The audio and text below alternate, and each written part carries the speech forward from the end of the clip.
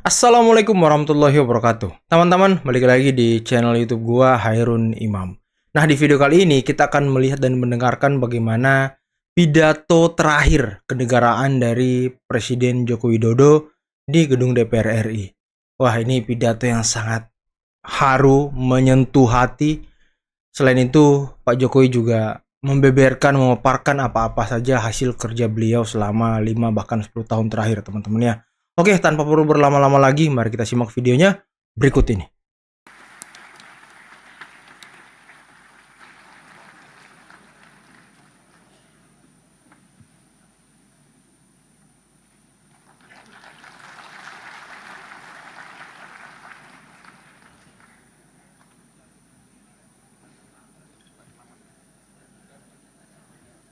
Congratulations Mas terakhir.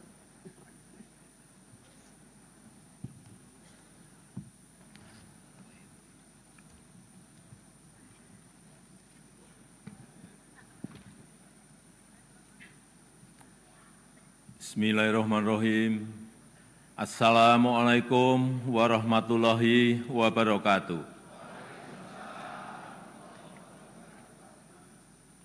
Selamat pagi, salam sejahtera bagi kita semuanya.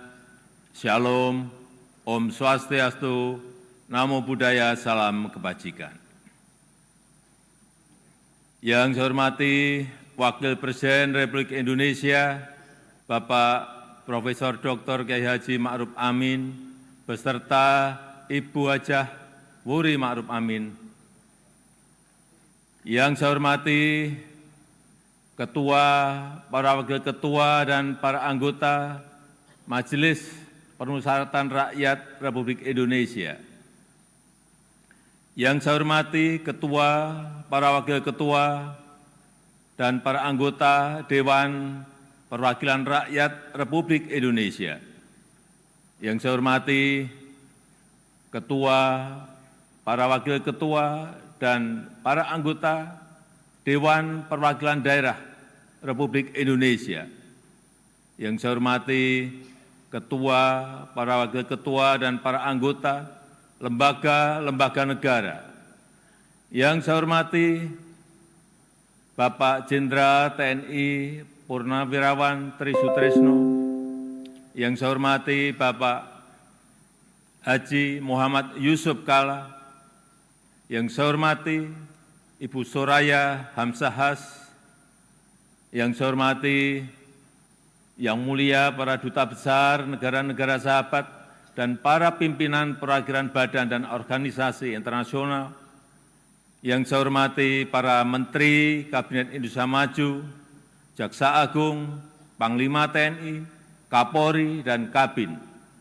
Yang saya hormati para Ketua Umum Partai Politik, Bapak Ibu, Saudara-saudara sebangsa dan setanah air, para hadirin dan undangan yang saya muliakan. Tahun ini genap 10 tahun saya menjabat sebagai Presiden Republik Indonesia. Dan genap 5 tahun Bapak Profesor Kiai Haji Ma'ruf Amin menjabat sebagai Wakil Presiden Republik Indonesia. Sebuah tanggung jawab dan kepercayaan besar yang tidak pernah kami bayangkan sebelumnya. Sebuah mandat dan amanah besar yang tidak pernah kami pikirkan sebelumnya. Sejak hari pertama saya menerima amanah ini, saya sangat menyadari akan ada banyak gelombang yang harus dihadapi. Akan banyak tantangan yang harus diselesaikan. Tapi sedari awal saya juga yakin dan sangat percaya bahwa saya tidak sendirian. Ada cita-cita dan harapan masyarakat. Ada dukungan dan doa dari rakyat yang selalu mengiringi dan menguatkan. Senyum, sapa, dan doa Bapak, Ibu, dan saudara-saudara sebangsa setanah air semua adalah sumber kekuatan saya dan hari ini 16 Agustus 2024 di momen terakhir saya dan Profesor Kiai Haji Ma'ruf Amin berdiri di sini. Izinkan kami menyampaikan terima kasih yang tulus, terima kasih yang sebesar-besarnya kepada Bapak Ibu semua, kepada seluruh rakyat Indonesia dimanapun berada, yang selama 10 tahun ini telah dengan kuat bersama-sama melintasi tantangan demi tantangan, menapaki langkah demi langkah, dan menghadapi terjadinya perubahan demi perubahan. Sehingga kita sebagai sebuah bangsa yang besar bisa sampai pada titik ini. Titik yang bisa menjadi titik lontar untuk menggapai kemajuan bersama di masa yang akan datang. Alhamdulillah, selama 10 tahun ini kita telah mampu membangun sebuah fondasi dan peradaban baru dengan pembangunan yang Indonesia sentris. Membangun dari pinggiran, membangun dari desa, membangun dari daerah terluar, sehingga sampai saat ini kita telah membangun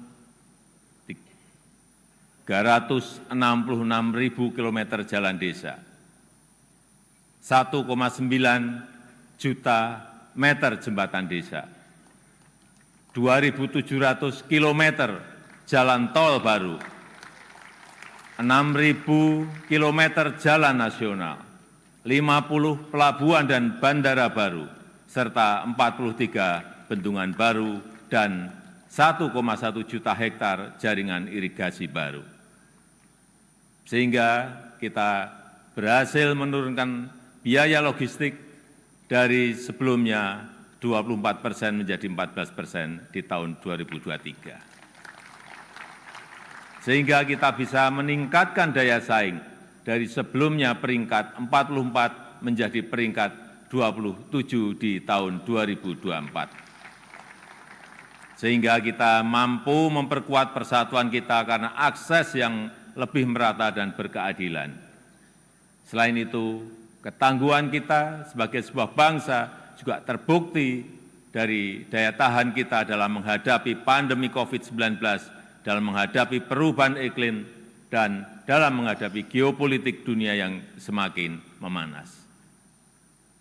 Patut kita syukuri, alhamdulillah, Indonesia merupakan satu dari sedikit negara yang mampu pulih lebih cepat, bahkan terus bertumbuh. Pertumbuhan ekonomi kita terjaga di kisaran 5%, walau banyak negara tidak tumbuh, bahkan melambat.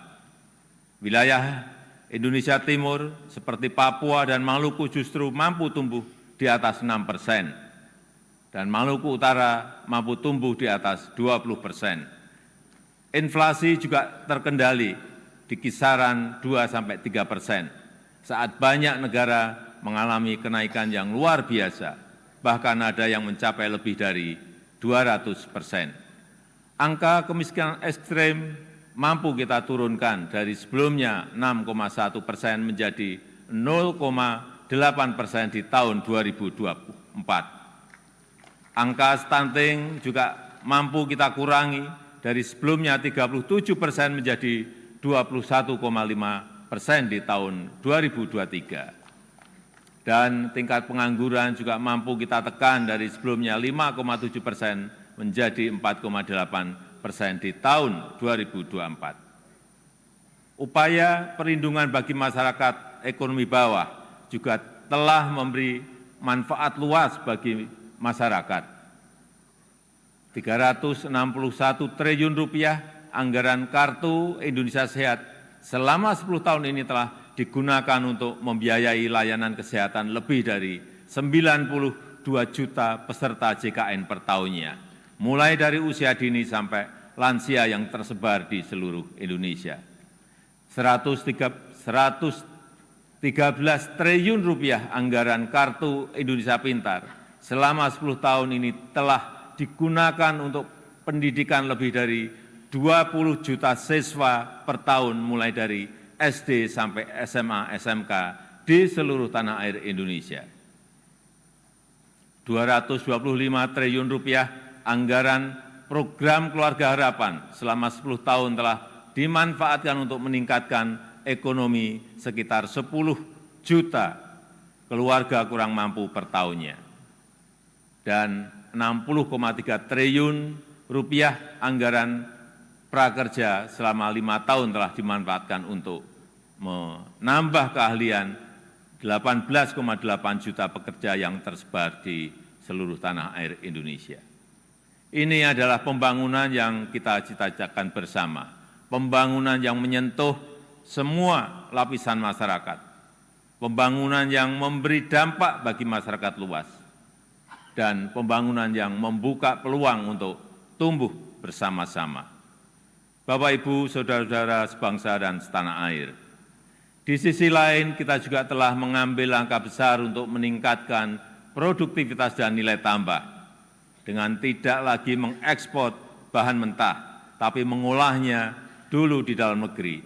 Walau banyak negara lain yang menggugat, menentang, bahkan berusaha menggagalkan, tapi kita sebagai sebuah bangsa yang berdaulat, sebagai bangsa yang besar, kita tidak goyah bahkan terus maju untuk melangkah. Dimulai dari nikel, boksit, dan tembaga yang akan dilanjutkan dengan timah, serta sektor potensial lainnya seperti perkebunan, pertanian, dan kelautan. Alhamdulillah, sampai saat ini telah terbangun smelter dan industri pengolahan untuk nikel, boksit, dan tembaga yang membuka lebih dari 200.000 lapangan kerja dan meningkatkan pendapatan negara lebih dari 158 triliun rupiah selama 8 tahun ini. Kita ingin kekayaan yang ada di negeri ini, anugerah Allah Subhanahu wa Ta'ala untuk negeri ini dapat dikelola sebesar-besarnya untuk kepentingan rakyat, dapat dimanfaatkan semaksimalnya untuk kesejahteraan rakyat. Oleh sebab itu, kita juga telah mengambil aset kita kembali yang selama puluhan tahun dikelola oleh pihak asing, yang selama puluhan tahun diambil manfaat besarnya oleh pihak asing, seperti Freeport, Blok Rokan, dan Newmont. Alhamdulillah, semuanya itu bisa kita ambil alih kembali. Selain itu, di saat dunia mulai mengarahkan masa depannya ke ekonomi hijau, Indonesia juga tidak ingin kehilangan momentum ini, karena Indonesia memiliki potensi besar di sektor energi hijau, yaitu sekitar kurang lebih 3.600 gigawatt, baik dari energi air, angin, matahari, panas bumi, gelombang laut, dan bioenergi. Sehingga kita terus konsisten mengambil bagian dalam langkah dunia melakukan transisi energi secara hati-hati dan bertahap, karena transisi energi yang ingin kita wujudkan adalah transisi energi yang berkeadilan, yang terjangkau dan mudah diakses bagi masyarakat. Di sektor teknologi dan digitalisasi, kita juga patut bersyukur untuk pertama kalinya kita memiliki INA Digital, sebuah digitalisasi layanan pemerintah yang terintegrasi untuk mempercepat dan mempermudah layanan bagi masyarakat. Cakupan elektrifikasi terus kita perluas hingga mencapai 99% di tahun 2024 tahun ini. Demikian juga dengan cakupan internet yang terus kita tingkatkan hingga mencapai 79% di tahun 2024. Ini akan menjadi ekosistem yang baik untuk mendorong digitalisasi UMKM dan pengembangan startup Indonesia, sehingga akan melahirkan semakin banyak entrepreneur muda yang berkualitas di negeri ini. Dukungan produk dalam negeri juga kita berikan perhatian khusus dengan memprioritaskan belanja APBN, APBD, dan BUMN untuk produk-produk dalam negeri. Karena kita ingin apa yang berasal dari rakyat dapat kembali ke rakyat dan bermanfaat maksimal untuk rakyat. Di bidang hukum, kita juga patut bersyukur setelah 79 tahun merdeka, akhirnya kita memiliki kitab undang-undang hukum pidana yang baru. Sebagai upaya memodernisasi hukum Indonesia, serta Undang-Undang Cipta Kerja yang merevisi 80 undang-undang dan 1.200 pasal. Sebagai upaya untuk menderegulasi peraturan yang tumpang tindih. Kita juga sudah memiliki undang-undang tindak pidana kekerasan seksual untuk memberikan perlindungan yang nyata, yang kuat, terutama bagi perempuan dan anak-anak. Bapak, Ibu, dan saudara-saudara sekalian sebangsa dan setanah air, ini adalah hasil kerja keras kita bersama. Ini adalah fondasi besar kita bersama.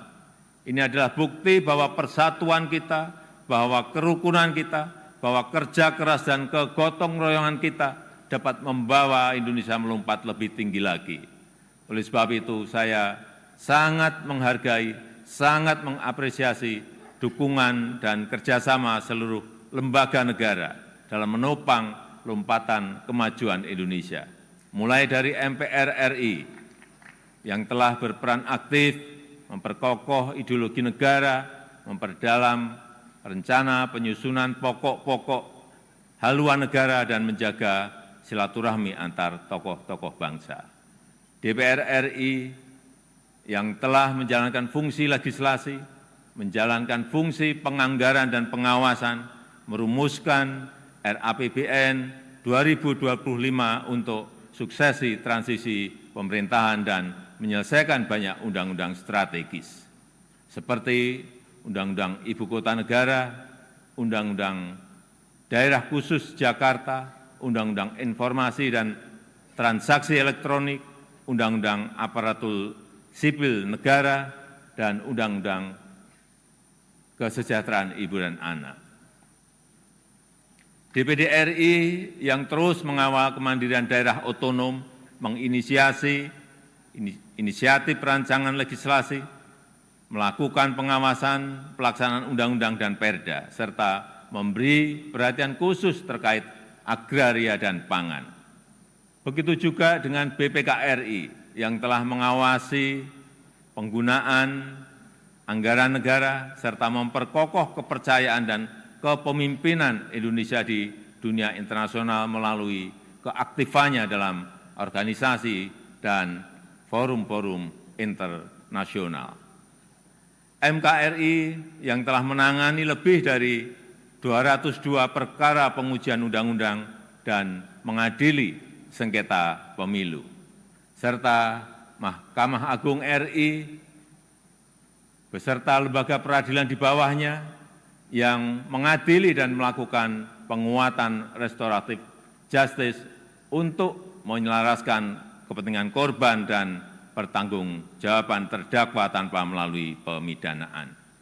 Dan Komisi Yudisial RI yang telah berperan aktif mewujudkan hakim berintegritas dan berkualitas guna meningkatkan kepercayaan dan kepuasan masyarakat terhadap institusi kehakiman di negara kita.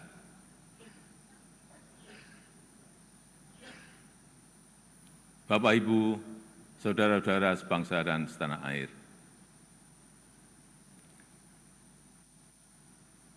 Sepuluh tahun bukanlah waktu yang cukup panjang untuk mengurai semua permasalahan bangsa.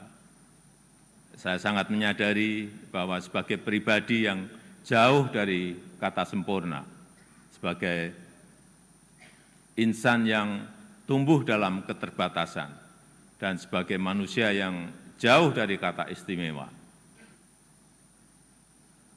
sangat mungkin ada yang luput dari pandangan saya. Sangat mungkin ada celah dari langkah-langkah yang saya ambil. Dan sangat mungkin banyak kealpaan dalam diri saya.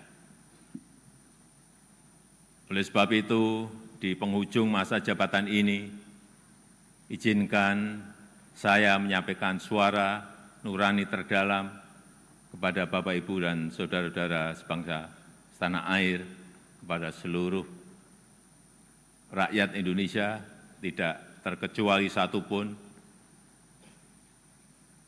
saya dan Profesor Kiai Haji Ma'ruf Amin mohon maaf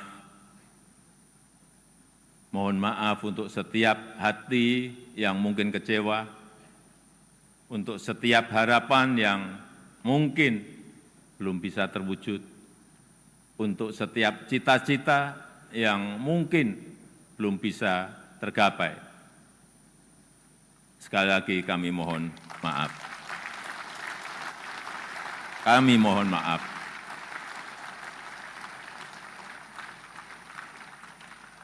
Ini adalah yang terbaik yang bisa kami upayakan bagi rakyat Indonesia, bagi bangsa dan negara Indonesia.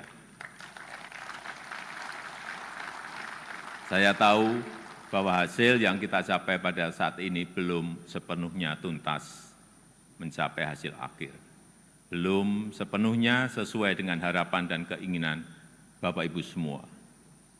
Namun saya yakin dan percaya dengan persatuan dan kerjasama kita, dengan keberlanjutan yang terjaga, Indonesia sebagai negara yang kuat dan berdaulat akan mampu melompat dan menggapai cita-cita Indonesia Emas di tahun 2045.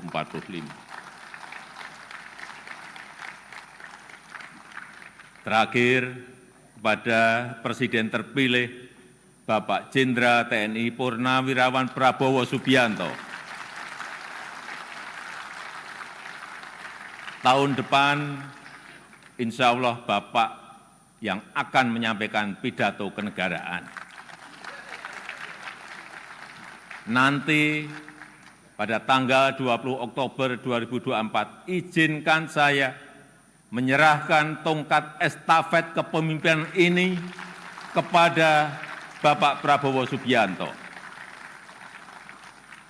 Izinkan saya juga menyerahkan semua harapan dan cita-cita masyarakat Indonesia dari Sabang sampai Merauke, dari Miangas sampai Pulau Rote, dari pinggiran, dari daerah terluar, dari desa dan dari pusat-pusat kota kepada Bapak.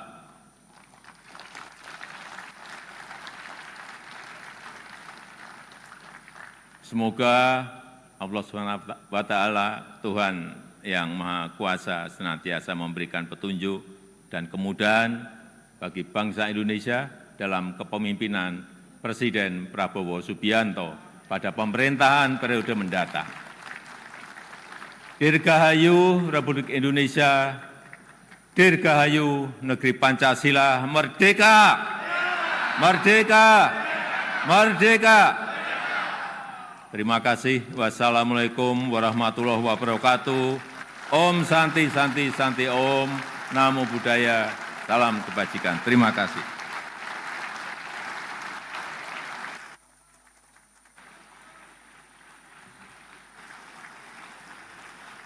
Nah, teman-teman, itulah tadi pidato dari Bapak Presiden Joko Widodo yang sangat, bagi saya sih sangat menyentuh, teman-teman. Tadi saya sempat meneteskan air mata karena saking terharunya gitu, karena saking sedihnya, karena Presiden Jokowi sudah tidak lagi memimpin Indonesia di bulan Oktober nanti, teman-teman, dan akan digantikan oleh Bapak Presiden terpilih Prabowo Subianto.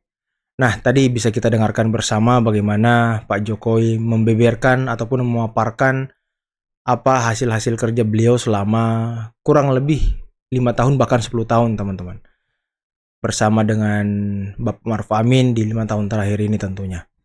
Ya, semoga kedepannya di pergantian pemimpin nanti di bulan Oktober, Pak Prabowo bisa melanjutkan program-program unggulan dari Bapak Presiden Jokowi, utamanya mungkin hilirisasi ya, yang bisa membawa kita menuju Indonesia Maju, Indonesia Emas 2045. Kita doakan terus pemimpin-pemimpin kita, dan tadi Presiden Jokowi juga meminta maaf. Ya, sebenarnya sih bukan cuma beliau yang minta maaf, kami semua juga perlu minta maaf kepada beliau. Oke, teman-teman, mungkin cukup sekian dulu video kali ini. Jangan lupa like, subscribe, dan share videonya. Akhir kata, billahi taufiq wal hidayah. Wassalamualaikum warahmatullahi wabarakatuh. Bye-bye.